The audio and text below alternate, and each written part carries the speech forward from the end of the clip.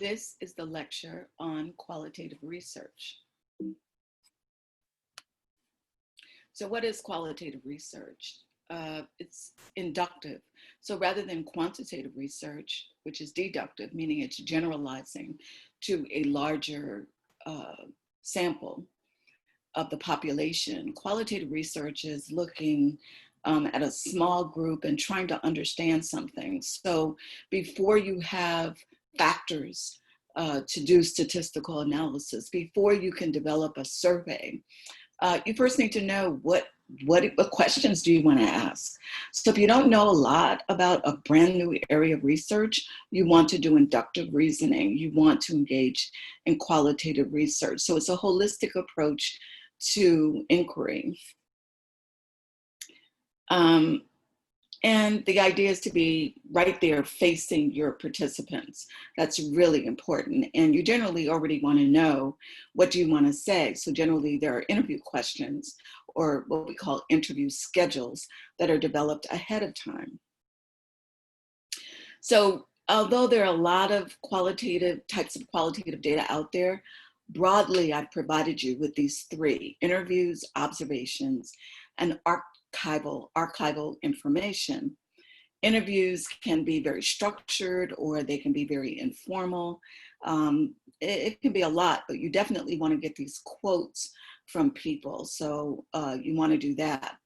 With observations, you're really embedded in the community. So you're a participant observer and you want to embed yourself into the community. You just want to be there all the time so that people get used to you.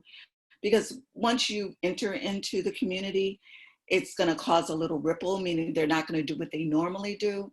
So the data that you collect in the beginning is not as reliable as after people have gotten used to you and they go back to their regular activities.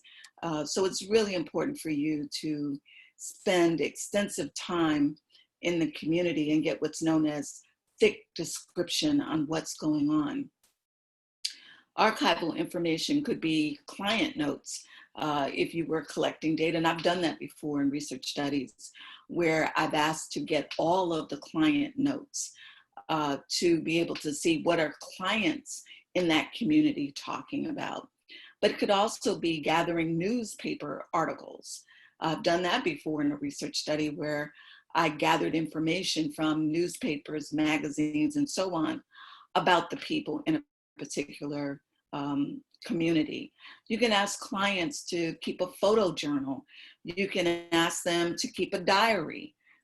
You can ask if there is a community center and they have regular meetings of members of the residents of the neighborhood. You can ask for the meeting notes. So there are a lot of things that you can ask for in terms of archival data. Now you'll hear people talking and asking, well, what kind of qualitative research are you doing? So what's your methodology? So, you know, there are case studies. You can use ethnography, grounded theory, phenomenology, oral histories. So you can think about what kind of qualitative inquiry will you be doing. So for example, you have this assignment where you're going to design a research study and you'll need to articulate, is it quantitative, qualitative, or mixed methods? If you choose qualitative, you have to go a little bit further and be specific and say, what tradition of inquiry? Is it an ethnography that's a qualitative study?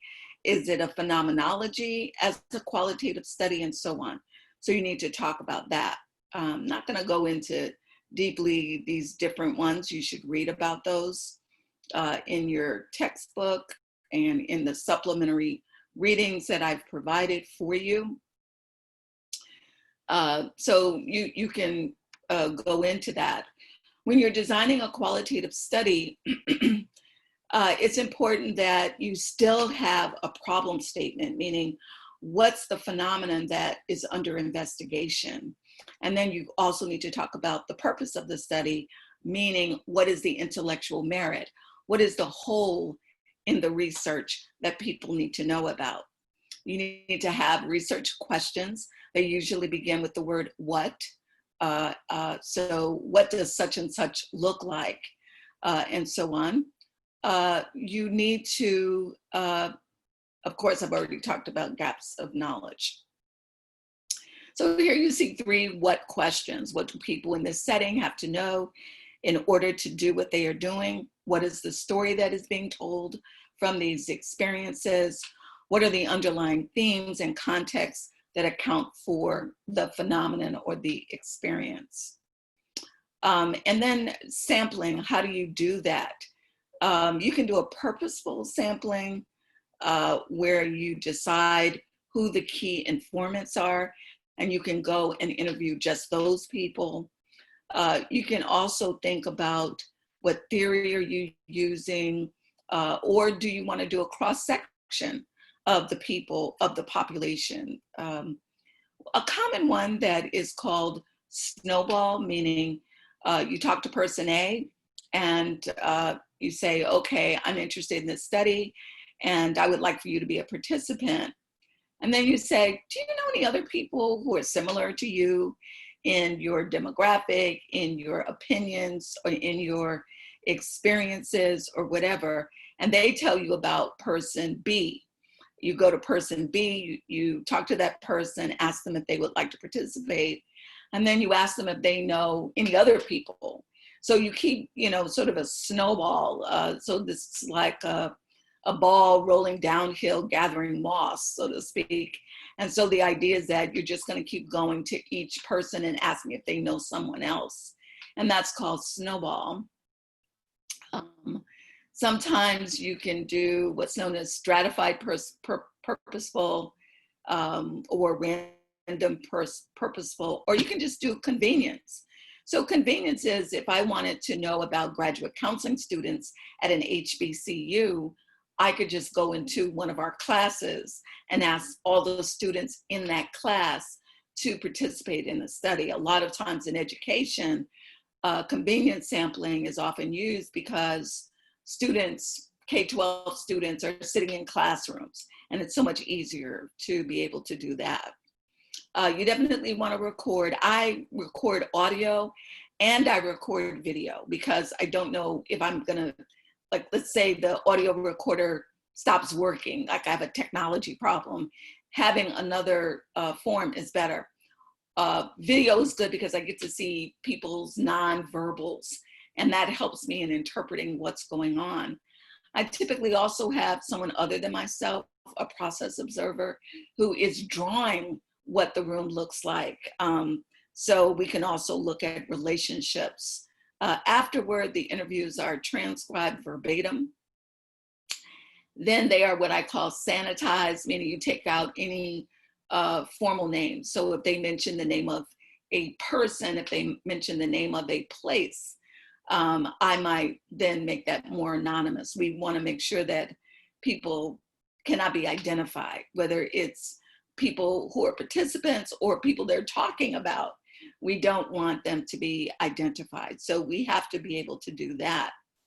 Then what happens is also in field work, you have to learn how to do that. I have a video that I could probably share with you that I use as a training video for my research teams to talk to them about engaging in fieldwork observations. I think counseling students are particularly good for this, and counselor educators, faculty, because we're trained to observe anyway when we're working with clients. So we tend to do a good job with that anyway. So I typically don't have to do a lot of training when I'm working specifically with my counseling students or colleagues who are in counseling. Qualitative data analysis really is about you organizing the data according to themes or codes and categories, and then distilling those down to a few to be able to talk about what are the themes that are coming out of this. Also, you should know that in addition to doing coding or data analysis by hand, you can also do it using software. And the most popular is in vivo, which is the second one. And so typically that's what we use. So pretty much that's it. That's what you need to know. And I think that's going to help you in terms of